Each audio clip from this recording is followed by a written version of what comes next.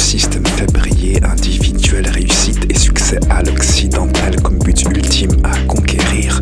Confort matériel et social promis à qui peut rejoindre l'élite, pendant que les règles de ce jeu restent pour la terre, chose à guérir. Si tu t'en sors, c'est une bonne chose, mais ce n'est pas le plus grand trésor. Le monopole prône l'argent comme réponse à tes besoins primaires. Interroge ces célébrités qui sont elles-mêmes données la mort. Comme le bonheur est spirituel, la richesse n'en est qu'une chimère. Tu dis que beaucoup souffrent vraiment du fait de manquer tous les jours.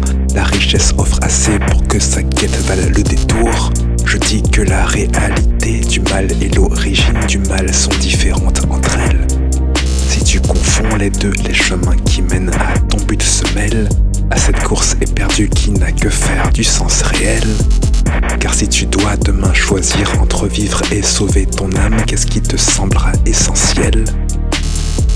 Ce jeu de conquête matérielle ne valorise que des aptitudes non concernées par l'éthique.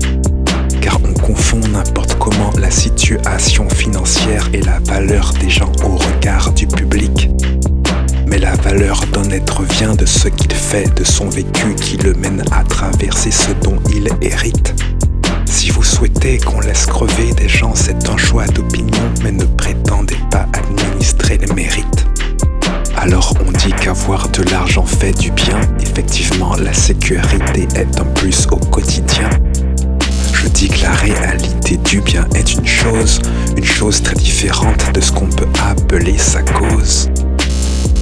C'est Dieu qui donne aux hommes en fonction de l'histoire qu'il écrit, et s'intéresser à son plan ne demande pas de se briser. Si richesse matérielle est le seul bien que l'on prescrit, c'est que de tous les vrais trésors on n'a pas été avisé.